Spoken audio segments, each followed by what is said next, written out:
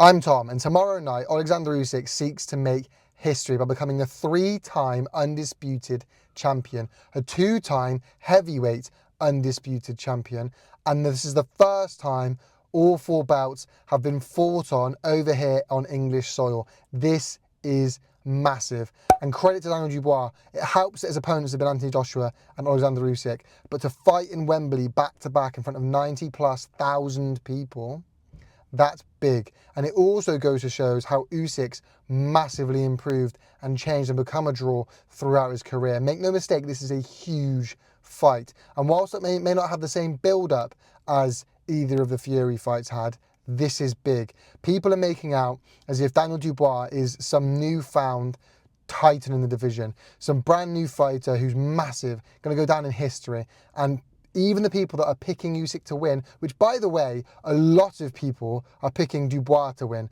but even the ones that are picking Usyk to win are still giving Dubois 35, 40, 45% chance of causing an upset. That's massive. I don't know if that can be classed as an upset. If you're having this as nearly 50-50, and they're both champions, I wouldn't say Dubois winning is an upset. It's an underdog, but I wouldn't say it's necessarily an upset with how people are bigging this up. Daniel Dubois is the best promoted fighter on planet Earth, bar none. The way he got the first title shot, I think is pretty crazy. The fact he got the title, I think is pretty crazy. And now the fact he's fighting Alexander Usyk again is wild. People gloss over the Eric Lorena fight. That fight for me was catastrophic for Dubois. The round ended 10 seconds early because they were scared Dubois was going to get finished. And then at very first opportunity, they waved off the Lorena fight, even though he threw a 3-punch combination after the bell.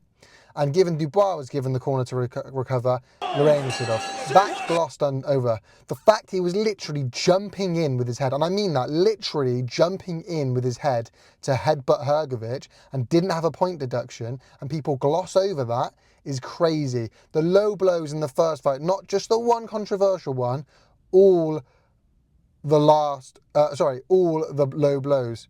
Then the AJ fight, the low blows in that. And no doubt we'll see a very dirty fight from Daniel Dubois come tomorrow night. But I tell you now, it will just be glossed over. No one will talk about it. All they talk about is how much better Dubois is, how much he's come on leaps and bounds.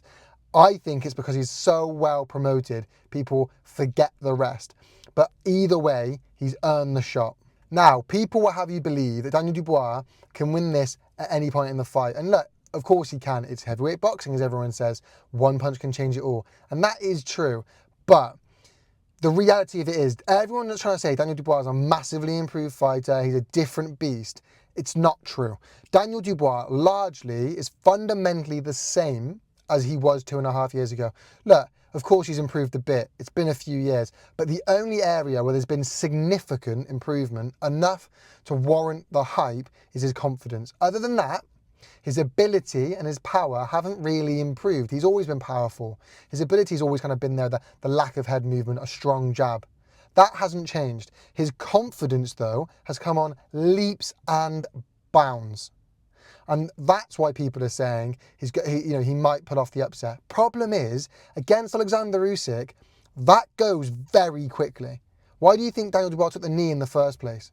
Why do you think Fury was so scared? Why do you think AJ and Fury both came into that rematch and couldn't put the foot on him? Because he will very quickly whittle down your confidence. Tony Bellew says this. He was definitely beating Usyk at the time on the scorecards. He was comfortably ahead when he got knocked out. But even he said he was sitting on that stool not wanting to go in because he had nothing left. That's what he does. That's what Usyk does. So Dubois needs to start fast, and I mean lightning fast. Dubois can't go in there hoping to get him out and wear him down and with the body. No, you need to go at him right from the get-go and just leave everything in the ring in those first 10 minutes. He has to, because if he doesn't, you're done. That's it. That is the top and bottom of this. If Dubois doesn't significantly hurt Usyk in the first 3 rounds, that's, for me, his chance gone. And even if I'm wrong, no matter how much Daniel Dubois has improved, this is Usyk we're talking about. This is one of the all-time greats. For me, top 2 of all time. This is who we're talking about. And no matter how much Usyk has slipped or you think you've seen him slip, this is one of the greats of all time. And to touch on that, yes, Usyk has dropped. I don't think there's really any denying that Usyk has dropped a little bit in his past few fights. And that those two Fury fights probably have taken some out of him. But what he's also done is change his style. He's changed his style since being up at heavyweight. He knows he's not as quick. He knows these guys are big and he's going to have to stand there and mark his ground a bit more. And he does that. His style has changed. And it means that what it's done is negate some of his aging. Some of that father time has been negated by his adaptation, his style adapting. And I think that can be understated. Is his style has changed, and that has mean he hasn't really slipped as much. He's not far off his peak at all. And I think sometimes people forget that Usyk's a southpaw. It's so difficult to fight a southpaw. Daniel Dubois, who's known for his jab, can't land jabs. Look at the punch stats in the first fight. Look at the punch stats in the first fight. He was landing like 5 jabs a round at most. Look at the punch stats in the first fight, and what you'll see is that Dubois can't land on Usyk. He can't find a home for either his jab or his power shots unless he punches him low. But that's the problem here, is that he's fighting a southpaw. And then in the first fight, this is the forgotten thing, Usyk was fighting on a slippery canvas. It was raining, it was coming down quite hard, and it was a slippery canvas. And yes, that would have affected Dubois too, but Dubois isn't the slick, slippery boxer. It meant that Usyk couldn't move the way he wanted, and still Dubois couldn't land on Usyk anywhere near as much as he normally does. Usyk's a fantastic boxer. And the other thing with Usyk is he's always better in the rematch. Look at the Fury rematch and look at the AJ rematch. He's always better in the rematch. Now, I think Usyk won the rematch against Fury more clearly than he won the first fight against Fury. I think that first fight against Fury, fairly kind of close because of the first few rounds, but ultimately Usyk won. The rematch wasn't even close. Usyk won that handily. The rematch against Joshua was closer. AJ did better in the rematch against Usyk than he did in the first fight. It was a closer fight. But Usyk also did better. This is the thing. Usyk did better in the rematch than he did in the first match against AJ and against Fury. It's just that in the rematch against Usyk for AJ was better, so it looked kind of, the fight was closer. But if you look at the punch statistics for the rematches, he did better in both fights. That's super important. Usyk also gets better in rematches. When he figures you out, he's got your number. Once he solves that your enigma, the enigma that you've got, that you present, there's no scrambling that again. It's done. You're Usyk's number then. And this is the problem. If Dubois doesn't get it done early, and I mean, again, really early, if Dubois doesn't get it done in the first 3 rounds, in my opinion, I think that's it then. I think he'll deflate so quickly. I think he'll realise that he can't land his jab. I think he'll realise he can't land legal shots on Usyk. I think he'll realise that Usyk's just tearing off on him. Jab to the head every single time, left hand to the head every single time. I think he'll soon realise that. And that confidence, because what he'll realise is his ability hasn't actually improved much since the first Usyk fight. And that confidence will just slowly deplete and deplete and deplete before you've got a deflated Dubois. And then he'll take him back to old ways and make him quit. And the reason I say that isn't trying to slag off Dubois. The problem is, it's Usyk.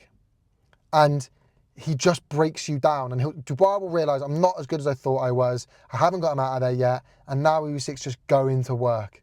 And he'll deflate so quickly. Usyk as well has huge motivation here. Look, so does Dubois. Dubois got heaps of motivation. Problem is, people are saying Usyk doesn't. Usyk does. Firstly, the way he's been treated in this build-up is massively disrespectful, both by Dubois' team, they've been horrific, but also the media up to this fight, saying that he's, they've given him the kind of respect he deserves, but massively blowing this Dubois' ability out of proportion and saying how he's going to do it, he's going to cause the upset and wanting him to win. He's been so disrespected, but also his daughter. He said he's given all of his children a gold medal to his eldest, then the first undisputed to next, then the second undisputed to the next. His youngest daughter hasn't got anything. So his youngest daughter, he wants to give this last undisputed belt to. That's his motivation. And I'll tell you what, that's huge motivation. I think that people are just fundamentally overvaluing Dubois' initial performance. And I think that's credit to Frank Warren. He's the best promoted fighter in modern time. Everything that's happened to him, all the controversy around his career, swept under the rug and have you believe that he should have beaten Usyk the first time. And I think his performances against Miller, against Hrgovic and against AJ are being massively overvalued here. And I don't want to take things away. You know, boxing's very quick to do that, to downplay victories. But the reality of it is he fought a fresh off the ban Jarrell Miller, who was massively unfit, and it looked like it could have been stopped at points. Then against Hrgovic, he should have been disqualified. He won by a cut, but he was literally jumping in with headbutts, like headbutting him non-stop. I've never seen somebody headbutt somebody so many times and not get a point deduction. That was crazy. So that shouldn't be happening. And he also, we know that Hrgovic doesn't get up for fights. And then the AJ fight, the worst I've ever seen AJ ever. That's probably the worst performance you'll see in a title fight. Is AJ there? Like he was, and I love AJ to bits, but that was not AJ. There was clearly something wrong. But credit to Dubois, certainly for the AJ performance, because he did do what no one else had done and bowl over him. But we are overvaluing that massively. Look at the AJ that fought Usyk the second time versus the AJ that fought Dubois. That AJ that fought Usyk the second time runs rings around Dubois. Let's remember, Dubois doesn't move his head, and Usyk is unreal. He'll be finding a home for those hands all night. Meanwhile, Usyk's also got a chin. Dubois, I've never seen Usyk go down, I've never seen Usyk legally go down. I've never seen him go down. He's got an amazing chin. He's been in there with huge punches and has never touched the canvas. He's very rarely looked wobbled and hurt, to be honest. Why should I now believe that Dubois, whilst he has power, could do what AJ couldn't and Fury couldn't? AJ might have less power than Dubois, but he's better at punch placement and combos and speed, and he couldn't get Usyk down. If Dubois wins, it's only because of slippage and age on Usyk. But if Dubois wins, that is massive. That is huge, and I will give him the props he deserves. However, my pick for this fight is an Alexander Usyk win. I think Daniel Dubois has 3 rounds at which I give him 30%. Round 1, round 2, round 3, I give him about a 30% chance of getting the job done. Anything after that, any round after that, I give him about a 5% chance. And I really mean that. Once that confidence is gone after round 3, I think that'll be it. So for that reason, I'm going for an Alexander Usyk win by stoppage in round 10 or 11. I'm going round 10 or 11, stoppage victory for Alexander Usyk. People let me know your thoughts on all of that in the comment section down below. Thank you so much for watching. Make sure to like, comment, subscribe. You know how all this stuff works, people. Peace.